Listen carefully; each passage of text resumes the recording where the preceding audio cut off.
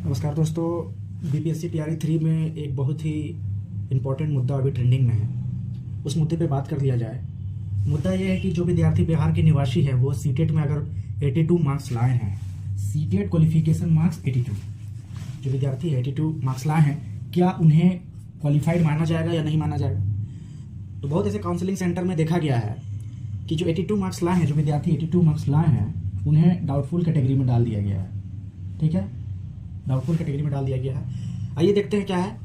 BPSC के अनुसार एक विद्यार्थी जो बिहार के हैं उन्हें 55% जरूरत है। ये जो बिहार की जो टीचर एलिजिबिलिटी एग्जाम है उन्हें 55% मार्क्स की जरूरत होती है सीटेट में। सीटेट क्या है? एलिजिबिलिटी क्राइटेरिया है। सीटेट हो गया, बीटेट हो गया, जॉब के लिए। ठीक है, 55% होती है। और जो जनरल होते हैं, जो अदर स्टेट के जनरल कैंडिडेट होते हैं, उन्हें 60% का नीडेड होता है। एग्जाम पैटर्न हम लोग पहले जान लेते हैं सीटेट का। सीटेट का एग्जाम पैटर्न में क्या होता है? टोटल नंबर ऑफ क्वेश्चन 150 होता है। हर एक क्वेश्चन 1 मार्क्स की होती है, तो टोटल मार्क्स 150 नंबर का होता है।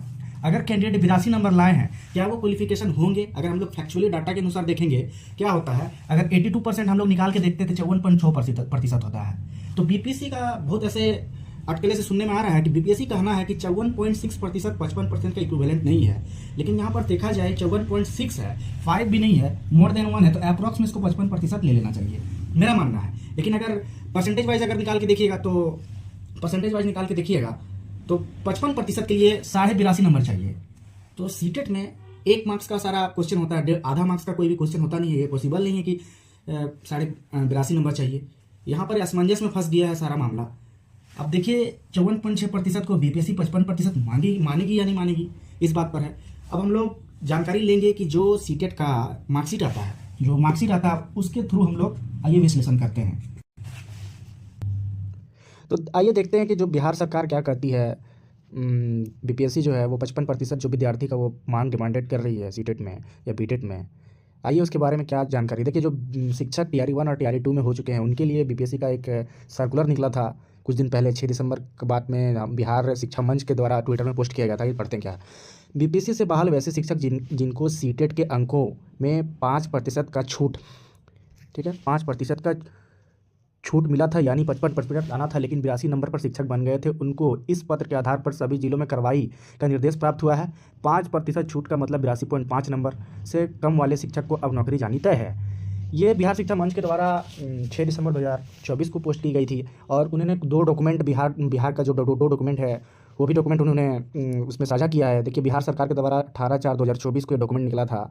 इस सर्कुलर में नीचे यहाँ पर आपको दिखाते हैं क्या है। इस सर्कुलर में देखिए लिखा हुआ है, विभाग द्वारा आदेश ज्ञापन 581 दिनांक इतना से पिछड़ा वर्ग, अत्यंत पिछड़ा वर्ग एवं समान कोटि की महिला उम्मीदवारों को सीटेट उत्तीर्ण करने के लिए 55% 82.5 अंक प्राप्त करना न्यूनतम अर्हता आधारित है।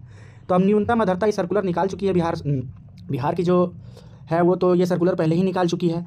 आगे पढ़ते हैं।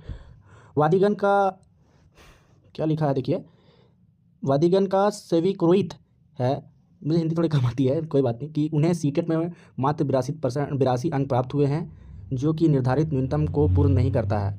यहाँ यह भी उल्लेख है कि प्रसंगत मामले में विभाग द्वारा न्यूनतम 82.5 अंक प्राप्त अर्हता निर्धारित की गई है। याचिकाकर्ता के दावे के अनुसार अगर इन्हें 54.66% को राउंड ऑफ करते हुए 55% अंक निर्धारित किया जाता है, तो यह निर्धारित 5% छूट की सीमा से अधिक अनुमान हो जाता है, जो कि निर्धारित प्रावधान के प्रतिकूल है। अतएव वर्गीय स्थिति में वादीगण का दावा अस्वीकृत किया जाता है।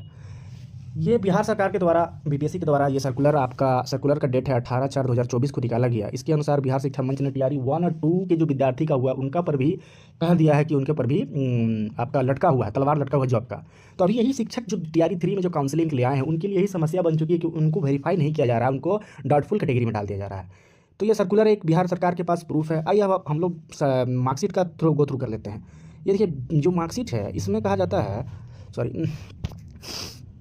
जो मार्कशीट है इसमें आप लोग देख सकते हैं, इसमें क्वालिफाइड बताता है 82 में, लेकिन क्वालिफाइड तो बताता है लेकिन स्टार मार्क लगा देता है। आइए स्टार मार्क हम लोग जानकारी, क्वालिफाइड तो बताता है लेकिन स्टार मार्क लगा देता है। ठीक है, स्टार मार्क हम लोग क्या पढ़ सकते हैं? Marks obtain is applicable only for recruitment of teacher in Kendriya Vidyalaya Sangathan and director of education and government of NCT. ठीक है, government of NCT Delhi as per the notification giving 5% relaxation in case of candidate covered under reservation policy. यहाँ जो दिया इसका माने है कि जो ये मार्कशीट है ये रिक्रूटमेंट के लिए है, लेकिन केंद्रीय विद्यालय शिक्षक के लिए रिक्रूटमेंट के लिए मार्कशीट बताता है, और आपका डायरेक्टर ऑफ दिल्ली एजुकेशन के लिए बताता है, और 5% रिलैक्सेशन देता है जो रिजर्वेशन पॉलिसी में है। तो ये जो बिहार सरकार के पास ऑब्लिगेशन क्रिएट नहीं कर पाएगा, क्योंकि ये जो सीबीएसई का जो मार्कशीट सीटेट के द्वारा है, ये सेंट्रल लेवल के लिए है। अब ये बिहार सरकार पर डिपेंड बनती है कि वो कितना अपना डेडलाइन या मार्क्सिट कट ऑफ मार्क्स रखे कि क्वालिफिकेशन के लिए। अब यहाँ सवाल ये बनता है कि अगर सेंट्रल लेवल में क्वालिफाइड 55% 82 नंबर पर है, तो बिहार में 82.5 नंबर की नेसेसिटी क्यों पड़ रही है, राउंड फिगर में क्यों नहीं लिया जा रहा है। इसलिए ये अभी मामला बहुत ही तूल पकड़ लिया है।